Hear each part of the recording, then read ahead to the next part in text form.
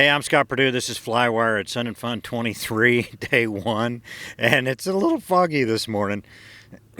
I guess that's the thing you get when you get really close to the ocean, a peninsula in between to the big Gulf of Mexico and the Atlantic. Lots of water vapor in the air, and this is cloud. So hopefully it's going to clear so I can go fly, but we'll see. We'll see. It will eventually, because it always does, but we'll see how long the fog lasts. Anyway, it's a great way to start the day, start sun and fun, just a tad foggy. So let's see what else happens today. As you can see, there's fog has a certain beauty to it. It's kind of haunting. It was really, really quiet, so it doesn't matter to have much sound here, but it was pretty cool.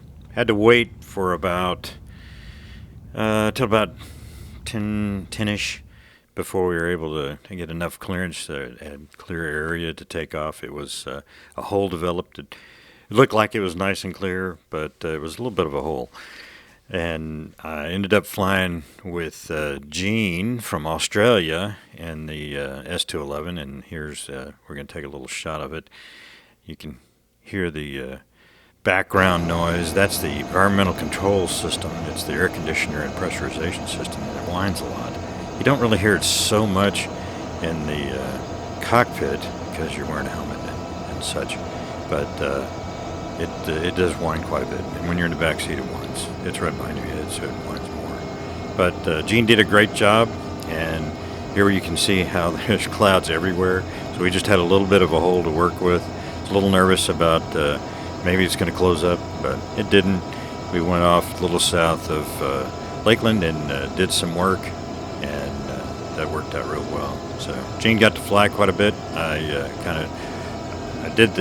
He did the takeoff with my coaching, but he did a great job at it. He flew the airplane really well. Sometimes it's a little bit hard because the S211 doesn't have much feedback, especially in pitch, so it's a little bit weird that way. You get used to it after a while.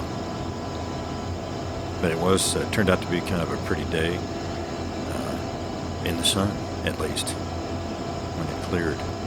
So it's a little bit of what it looks like from the camera. The funny thing about this 360 camera is it fell off soon after this little shot, this clip. It fell off, and all I got was a picture of the floor for another bit for the rest of the flight. So it doesn't really make any difference watching that. There I'm pointing to him where we want to go, turn a little bit left to further south, and find out what to work. So that worked out pretty well. Came back in, and there was no traffic at all. Next, I want to just see a couple of things that I saw walking around, and first is right here is it's a basic aviation training device.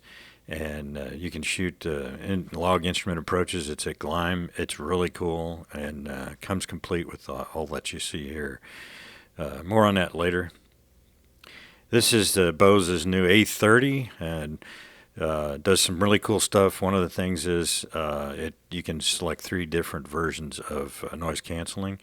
And the real fortunate thing is it tells us which ear to put it on, right, left. You could switch the mic from one side to the other with just squeeze clips. And hey, I'm wandering around Sun and Fun today, and I found a really cool thing that I haven't seen before. It's called ITHRA, and they do CO sensors, and they do really cool oxygen systems as well. And I'm going to get Dr. James Runnels. Right. Okay, and he's from Baton Rouge. Baton Rouge.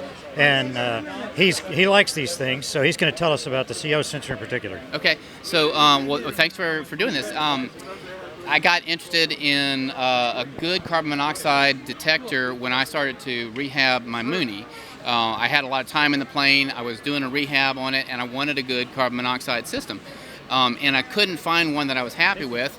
Just so happened that Jim Rutler and his wife Sue and ITHRA had just come out with a carbon monoxide detector system that was portable. It was the earlier version of this, which had a battery. This one is USB powered. But they're very, very sensitive, and they work very well. They last a long time. You don't have to send them in every 2 years for calibration. They detect down to 1 or 2 parts per million. They give you real-time feedback through color or through your headset. But they also give graphical information, so you can tell when your carbon monoxide levels may start to rise gradually when you wouldn't detect it, but you can help pick up an early leak that way. So there's portable, and there's also built-in. The built-in you would just put kind of up under the dash near your knee or something like that, and it has a visual indicator that mounts on your panel. And you can do that either for experimental or certificated. It's been approved. Very easy install. They work great.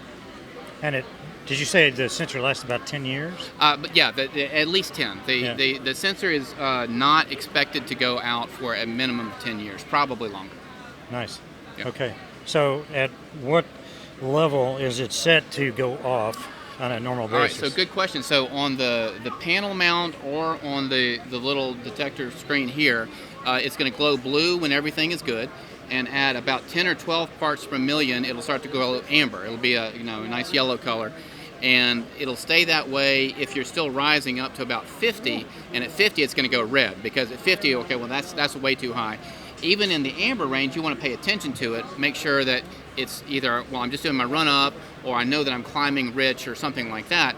But if you think you've got everything leaned how you normally fly, and you've got reasonable ventilation, and you're getting amber in your cabin, that's not okay. You're not going to get sick from it, you're not in danger, but that's more than you want to have, and you definitely want to find that problem before it gradually gets worse over time. So in a way, you can use it as a diagnostic about how's your exhaust systems doing. Exactly. To me, I think the value in having a right now warning is outstanding, but I think even more valuable is having the early detection. Hey, I used to only get 0 to 2, and now I'm getting 6 or 8 or 10 or 12. Let me go look for that exhaust leak. Let me go look for that heat shroud leak, something like that. Yeah, great idea. Yep. Well, thanks. Like I said, it's really cool. Aethra, and really cool CO detectors. So, thanks. Thank you. So there you have it. Day one. I ended up only walking 6 miles. More to come tomorrow, and we'll get more shots of the vendors and see how it filled in from setup day. So thanks for watching. We'll see you tomorrow.